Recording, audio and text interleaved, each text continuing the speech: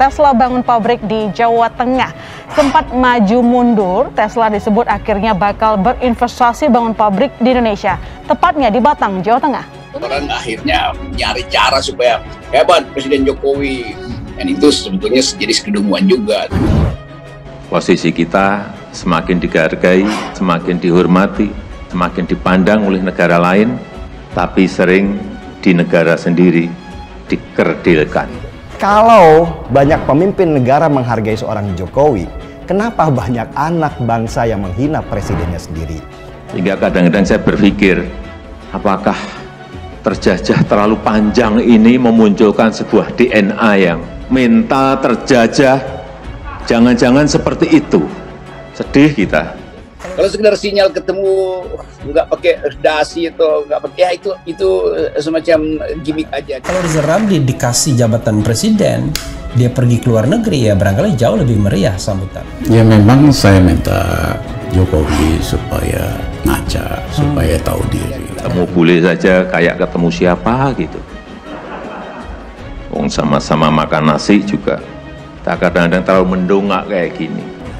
Mungkin ini akibat kita terlalu lama dijajah Belanda ya, sehingga kalau ngelihat orang bule, rasanya mereka itu harus diagungkan setinggi langit. Kita sebetulnya sedang hidup dalam ilusi karena dipimpin oleh seorang yang super ilusionis, yaitu Pak Presiden kita. Kan Presiden kita ilusi semua itu. Nanti Elon Musk akan selamatin kita tuh. Elon Musk mungkin akan memimpin kabinet untuk menentukan harga minyak goreng nanti. Kira-kira begitu pikirannya kan. Ada yang saya rasakan yang berbeda kalau dibandingkan dengan summit di pertemuan itu. Pertemuan Presiden Joko Widodo dengan bos SpaceX dan Tesla, Elon Musk, membuahkan hasil. Hasil kunjungan tersebut membuat Tesla bakal bangun pabrik baterai kendaraan listrik dan mobil listrik tahun ini di Batang, Jawa Tengah. Batang bakal menjadi pusat kawasan industri terbaik di Indonesia. Ini adalah kawasan industri di Batang yang nantinya akan dikerjakan seluas 4.300 hektar. Sekarang telah disiapkan. Saat bertemu dengan Presiden Jokowi, Elon Musk memang menyampaikan ketertarikannya bekerja sama dengan Indonesia. Has tremendous potential on so many levels, and I think it's great that Indonesia has a big population and the population is growing, and this is very good. Because we need a lot of people for the future, and also Mars. Mars does not have any people, and so we need people for Mars. Rasa bahwa keadaan dalam negeri bisa diselesaikan kalau Elon Musk masuk ke Indonesia dengan investasi itu. Jadi kita membayangkan bagaimana Presiden Jokowi nggak ngerti membayangkan energi terbarukan dengan fasilitas industri baterai misalnya. Jokowi ini cerdik. Dia bilang dia akan support nikel ke Elon Musk dengan catatan Elon harus bangun pabrik baterai listriknya di sini. Dan kita bisa paham bahwa apa sebetulnya substansi dari pertemuan kemarin. Yang adalah sensasi dan headline di mana-mana, Jokowi diterima itu. Ya ngapain itu, apa poinnya tuh? Jadi seringkali sensasi mendahului substansi. Nah, itu yang menyebabkan tadi kegembiraan walaupun sebetulnya kosong atau zong.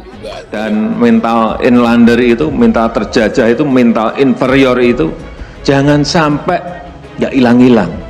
Jangan juga ada yang memelihara gitu. Mental seperti itu jangan dipelihara. Padahal kita tahu seluruh keadaan di dalam negeri bersumber pada ketidakmampuan pemerintah menyediakan kebutuhan dasar manusia tuh. Dari minyak, ya kebutuhan hari-hari itu. Kepikiran saya, jangan-jangan kita memiliki mental inlander, mental terjajah, mental inferior gara-gara DNA yang diturunkan di dalam mentalitas bangsa kita. Karena 350 tahun kita terjajah. Sebetulnya kan ya biasa aja lah, apa sih G20 juga kan gede-gede. Padahal G20 itu kan nggak ada soal dengan pertumbuhan ekonomi, dengan kesehatan kebijakan. Saya tidak ingin mental inferior, mental inlander masih bercokol di dalam mentalitas bangsa kita. Kemudian yang kedua, banyak sekali yang secara mendadak, baik waktu saya berdiri maupun saya duduk, datang kepada saya.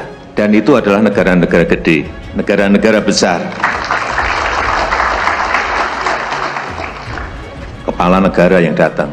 Ini ada apa? Perbedaan itu yang saya rasakan. Karena keinginan untuk promosi lebih gede, maka akal sehatnya dalam beberapa detik lumpuh tuh. Tetapi yang menurut saya lebih penting adalah sebuah kehormatan Indonesia untuk menjadi presidensi, menjadi keketuaan G20, dan nanti kita akan menyelenggarakan KTT-nya di Indonesia, di Pulau Bali, dan juga di kota-kota lain selain Bali. Ini kan juga soal ekonomi, nggak usah digede-gedean bahwa Indonesia diakui dunia memimpin G20, anggotanya 20, itu nggak ada poin apa-apa di situ tuh. Orang nggak anggap itu sebagai sesuatu. Dipuji-puji oleh Italia, silahkan Pak Presiden. Indonesia adalah negara pertama, negara berkembang pertama yang menjadi presidensi G20.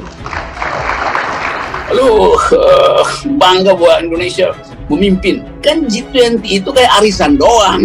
Apa hebatnya, biasa doang.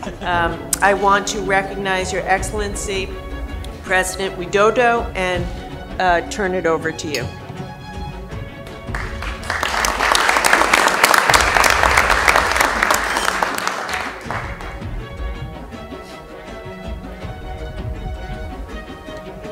Yang mulia para pemimpin ASEAN,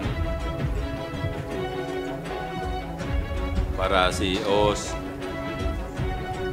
terima kasih kepada Sekretaris Perdagangan Amerika Serikat, Ibu Sekretaris Gina Raimondo, dan juga Duta Besar Ted Osius dari US ASEAN Business Council atas penyelenggaraan pertemuan yang sangat penting pada hari ini.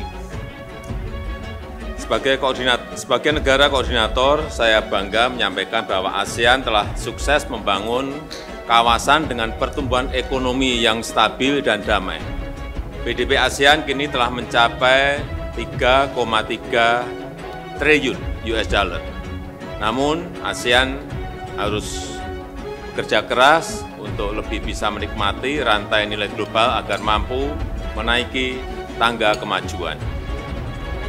Sebagai Presiden G20, Indonesia juga ingin memastikan agar G20 dapat bekerja sebagai katalisator pemulihan ekonomi global, terutama bagi kemajuan negara-negara berkembang. Semua ini membutuhkan kemitraan yang erat antara pemerintah dengan komunitas bisnis. Dan saya berharap para CEOs perusahaan-perusahaan besar Amerika dapat membangun kerjasama yang konkret di G20 dan kerjasama dengan ASEAN, khususnya dengan Indonesia. Hadirin yang saya hormati, dengan populasi 270 juta orang yang mayoritas usia produktif, Indonesia terus melakukan terobosan dan inovasi untuk bisa naik kelas.